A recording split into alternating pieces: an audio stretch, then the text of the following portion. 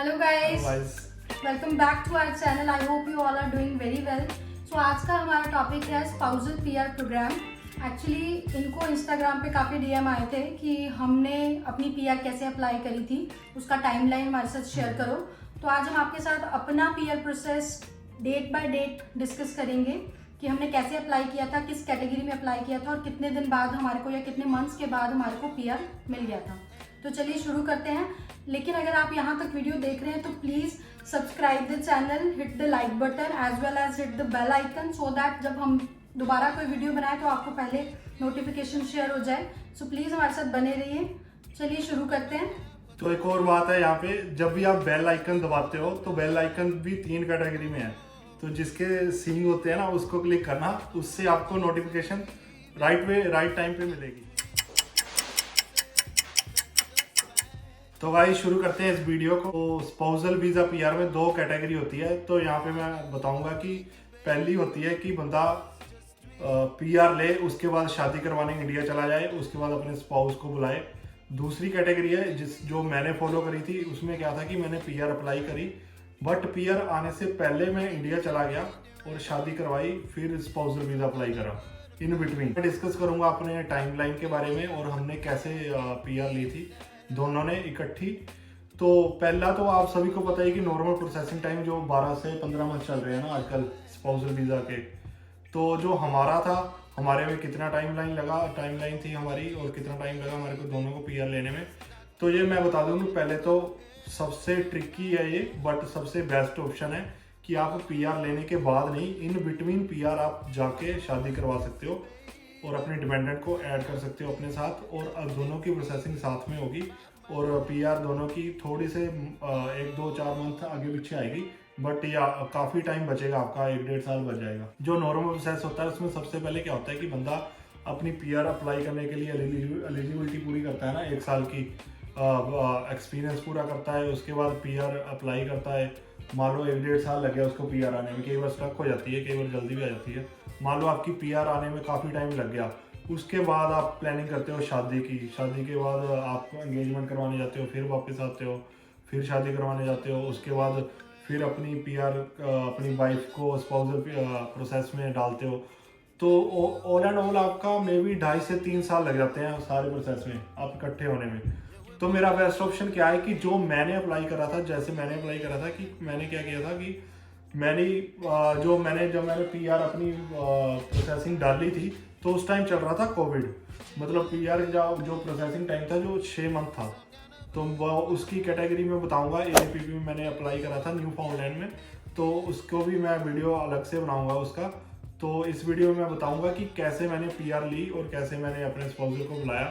तो मैंने क्या किया कि पीआर अप्लाई कर दी, तो उस टाइम कोविड चल रहा था तो काफ़ी टाइम लग गया मेरे को पीआर आने में। तो इन बिटवीन पीआर मैं चला गया शादी करवाने। तो जब मैंने शादी करवाने गया, मेरा पीआर का प्रोसेस ऑलमोस्ट डन था, आने वाली थी पीआर, बट वेटिंग टाइम का कोई पता नहीं था क्योंकि कोविड की वजह से सारी फाइल स्टक हो गई थी, है ना। तो मैं इंडिया गया था अप्रैल 2021 में। तो अप्रैल 2021 में मैंने करी थी शादी, है ना। कौन सी डेट थी? 26 डेट। तो 1.5 साल हो गया है, डेट मेरे को याद नहीं हो रही। तो 26 को मेरी शादी हुई थी। तो उसके बाद क्या है, हाँ नोट, जब आप इस कैटेगरी में जाओगे ना, तो मैं सबसे पहले बेस्ट तरीका बता दूंगा आपको। जब भी आप इंडिया जाओगे शादी करवाने के बाद, आपने इमिग्रेशन को एकदम से अपडेट नहीं देनी है कि शादी हो रखी है और मैं अपना मैरिटल स्टेटस को चेंज करना चाहता हूँ, है ना। उसका ड्रॉबैक मैं बताता हूँ क्या हो। मान लो आपने इमिग्रेशन को इंस्टेंट बता दिया कि मेरी शादी हो गई है, आज या कल शादी हो गई है ना। तो क्या करेंगे, वो 1 या 2 दिन में आपको चेक लिस्ट भेज देंगे आपकी वाइफ की। उसमें होगी कैटेगरी सारी, ये डॉक्यूमेंट डालो, ये करो, वो करवाना। तो मान लो आपकी अभी 1 दिन हुआ शादी को, तो आपको सारे डॉक्यूमेंट बनाने में टाइम तो लगेगा ना। जैसे मैरिज सर्टिफिकेट हो गया ना, ज्वाइंट अकाउंट हो गया आपका बैंक का, दोनों का, ये 2 डॉक्यूमेंट्स तो मेन है। एक तो मैरिज सर्टिफिकेट, दूसरा आपका ज्वाइंट बैंक अकाउंट। और पासपोर्ट भी अपडेट करना पड़ता है, उसमें आपको डॉटर ऑफ की जगह वाइफ ऑफ अपडेट करवाना पड़ता है। दोनों का पासपोर्ट दोबारा से अपडेट होगा, उसको आने में टाइम लगेगा। तो ये सारी चीजें जब आपको इमिग्रेशन मांगेगी इंस्टेंट, तो आप नहीं प्रोवाइड कर सकोगे। तो मेरा बेस्ट आइडिया यही है कि जब भी आप शादी करवाओ, उसके बाद ये सारे डॉक्यूमेंट बनवा लो, है ना। जैसे मैंने बनवा लिए थे, क्योंकि मेरे को आइडिया हो गया था। मैंने किसी इमिग्रेशन से नहीं पूछा, मैंने कोई कंसल्टेंट से नहीं पूछा, तो मैंने ये सारा प्रोसेस खुद से किया है, तो मैं आपको शेयर कर रहा हूँ। तो मैंने क्या किया, 40-50 दिन लगे मेरे को, 1.5 मंथ लग गया मेरे को, और मैंने जून में, है ना, वो इसलिए क्योंकि कोविड था और काफी चीजें बंद थी तो इतना टाइम लग गया, वरना कि आप देख लो, जब भी आपके डॉक्यूमेंट ये सारे बनते हैं, जैसे पासपोर्ट अपडेट हो गया, आधार कार्ड बन गया, है ना, जो ज्वाइंट अकाउंट बन गया, और मैरिज सर्टिफिकेट, जब भी ये 4 डॉक्यूमेंट मेन आपके बन गए, उसके बाद आप इमिग्रेशन को जाके अपडेट दे सकते हो कि भाई मेरा मैरिटल स्टेटस हो गया चेंज, अब मेरे को मतलब पीआर में मेरा डिपेंडेंट ऐड हो गया। जब आप पीआर लगाते हो तो आप as a single applicant show होते हो।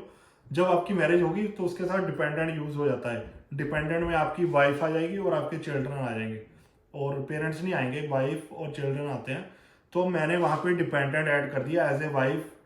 तो उसके बाद क्या हुआ कि इसकी प्रोसेसिंग भी स्टार्ट हो गई। जून में हमने जैसे ही अपडेट करी इमिग्रेशन को, उसके बाद जुलाई में हमारे को आ गया था मेडिकल की रिक्वेस्ट आ गई थी। मेडिकल करवाया हमने लुधियाना से। बायोमेट्रिक की रिक्वेस्ट आ गई थी हमारे को, सितंबर में हमने वो करवाई। उसके बाद क्या हुआ कि जब दोनों की फाइल सबमिट हो गई, है ना, इसकी भी मैंने कर दी साथ में। उसके बाद क्या था कि मेरी फ्लाइट हो रही थी डिले बार बार कोविड की वजह से। तो मेरी फाइनल डेट जो फ्लाइट की थी वो 26 सितंबर थी। तो 26 को मेरी फ्लाइट थी, और मेरे को 22 तारीख को इमिग्रेशन की कॉल आई कि we are reach on your final step for PR. So आपकी ऑलमोस्ट सारी प्रोसेसिंग डन हो चुकी है। तो आप इनलैंड हो या आउटलैंड हो, वो जस्ट अपडेट चाहिए थी उनको कि आप कनाडा में हो या कनाडा से बाहर हो। अगर बाहर हो तो वो आपको पोर्टल रिक्वेस्ट या पीआर की कंफर्मेशन नहीं भेज सकते, तो आपको कनाडा में होना जरूरी है। तो मेरा लक्ष्य ये था कि मैंने उनको अपडेट दे दिया कि मेरी फ्लाइट है 3-4 दिन बाद, तो मैं आ रहा हूँ कनाडा। तो उन्होंने बोला कि आते ही आप अपडेट दे देना हमारे को कि आप इंग्लैंड आ चुके हो, और उसके साथ प्रूफ दे देना, मतलब चेक इन का, मतलब फ्लाइट का चेक इन बता देना कि आप कनाडा कब एंटर कर गए हो। तो वो मैंने डिटेल के साथ उनको मेल भेजी, साथ में अपनी टिकट वगैरह लगा के डॉक्यूमेंट दे के उनको मेल कर दी थी, अपडेट कर दिया था उनको। सितंबर एंड में मैंने अपडेट किया था, 29-30 को मैंने अपडेट करा उनको। 7 नवंबर को मेरे को पोर्टल रिक्वेस्ट आ गई थी, मेरी अकेले की आई थी। तो मेरी पोर्टल रिक्वेस्ट 7 को आई, और 15 को मेरी पीआर कंफर्मेशन आ गई थी, COPR बोलते हैं जिसको, वो आ गई थी। 15 नवंबर को मेरी आई। उसके बाद 2-3 मंथ के बाद, है ना, फरवरी में इसको पोर्टल रिक्वेस्ट आ गई। तो फरवरी में पोर्टल रिक्वेस्ट आई, और इसकी पीआर भी फरवरी में हो गई। तो मैं बता दूं आपको कि हम दोनों का जो पीआर का गैप है वो कितना पड़ा, 3 मंथ का जस्ट, है ना। तो हमारा कितना टाइम बच गया। अगर मान लो मैं सितंबर में आता वापस शादी करवा के, तो मैं अक्टूबर में इसकी पीआर लगाता, तो अगले साल जाके वो फरवरी की बजाय दिसंबर या फिर नेक्स्ट ईयर में आती। तो आप लगा लो कितना टाइम बच गया हमारा पीआर दोनों का आने में। तो ये हमारी टाइमलाइन थी दोनों की, पीआर की प्रोसेसिंग की टाइमलाइन। तो आई होप कि आपको वीडियो पसंद आया होगा। और गाइज, ये सबसे बेस्ट तरीका है अगर आप इसको अपनाओगे।